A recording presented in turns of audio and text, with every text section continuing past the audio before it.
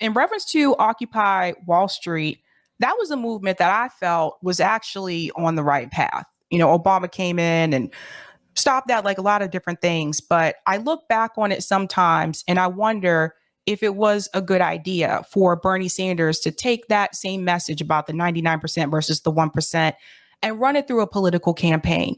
Because I've seen this happen before where there's been these movements and there's been action on the ground. Democratic Party comes in or gets a hold of it. They co-opt the movement. The message has changed and people just don't feel it the same way they did anymore. I look back on that and I wonder, instead of like taking that message and running it through a political campaign through the Democratic Party, why do you feel Bernie Sanders didn't choose to go out and fight with the Occupy movement outside of electoral politics instead of running that message through a political campaign? Well, I know why, because he didn't want to destroy his political career. And that's not conjecture. I was with Bernie on the climate march in New York. I think it was 2014. I was with Naomi Klein and Bill McKibben and Shama Sawant. And before the event began, Shama, who was a fireball, was just pushing Bernie to run as an independent. And Bernie finally, exasperated, said, I don't want to end up like Ralph Nader. And as a caveat, I'm very close to Ralph. I was a speechwriter when he ran. Well, that's kind of said it all. In other words, he knew that if he stepped outside and challenged the Democratic Party, they would destroy him the same way they destroyed Nader. And he didn't want to take that risk. So Occupy changed the language, not just of the Sanders campaign, but just changed the language by which we speak about the rise of this oligarchy and the worst kind of social inequality in American history. And yes, Bernie co-opted it. And to be fair to Bernie, I think Bernie's commitment to the working class is real. I don't think like a figure like John Edwards, would use that language, but has never shown any real interest never showed any interest in the working class. But I think the commitment is real. But Bernie stops at that line. He won't go after the Democrats. He, of course, caucused with the Democrats. Remember, he campaigned for Bill Clinton in 1996. And that was after Clinton not only passed NAFTA, which was the greatest betrayal of the American working class since the 1948 Taft-Hartley Act, but also after the Omnibus Crime Bill, which visited untold suffering on hundreds of thousands, if not millions, of families within this country. Biden was, of course, very involved in that. The whole 3 strikes, you're outlaws. I mean, the insanity of locking people away for life for drug offenses. The doubling and tripling of sentences, the militarization of police, that all was done by Clinton, wasn't a secret, and Bernie was and the destruction of welfare. I mean, he destroyed the welfare system. 70% of the original recipients were children, and Bernie was out there campaigning for Clinton. So, Bernie, and the quid pro quo is that Bernie does not foster third-party movements in Vermont. I was born in Vermont, and the Democrats don't. They don't. There's never serious challenge to his Senate run. So that's always been Bernie's political constraint. Yes,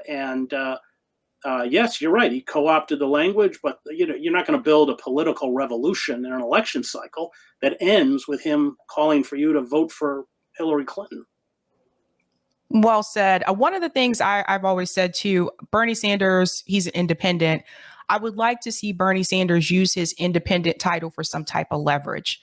For example, if the Democratic Party says, Bernie Sanders, we need your support on this bill in the Senate in order for it to pass, I would say, well, not until you bring Medicare for all to the floor for a vote. You're not going to get my vote. You're not going to get my support. I wish Bernie Sanders would do that, because otherwise it's like, if you're always just going to caucus with the Democrats and not try to use your independent title for some type of leverage, then I feel like you just might as well be a Democrat. Well, he is a Democrat. Same way the squad is. The squad's completely capitulated because they don't want to end up like Cynthia McKinney. So I don't expect much from politicians. I was on Brianna's show and she said, how do you feel about these people who gaslight and manipulate the public? I said, well, that's the definition of a politician. That's what they do. Politicians are people who want to do that kind of stuff have kind of, in my mind, a kind of personality flaw.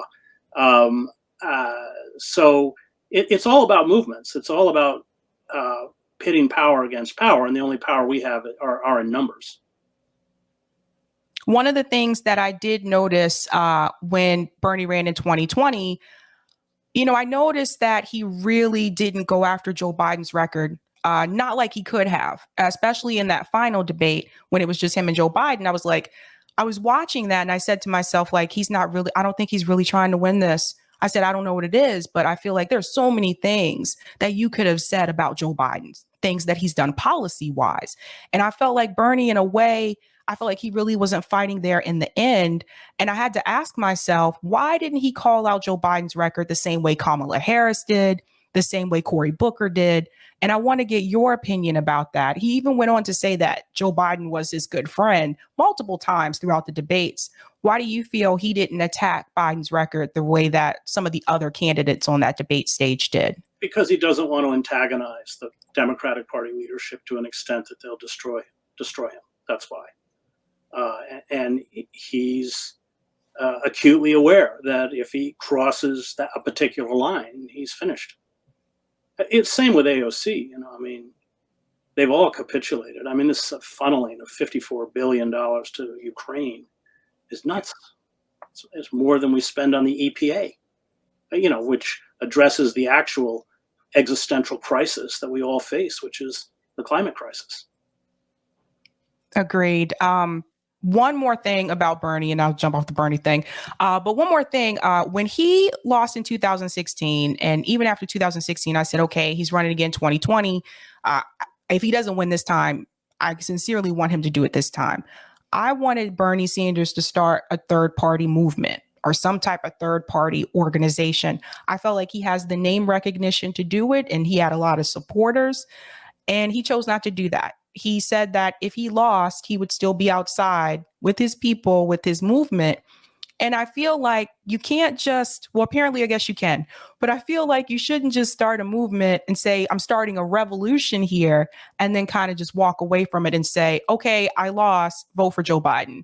So I want to get your opinion. Like, do you know why you think he did not try to start some type of third party organization?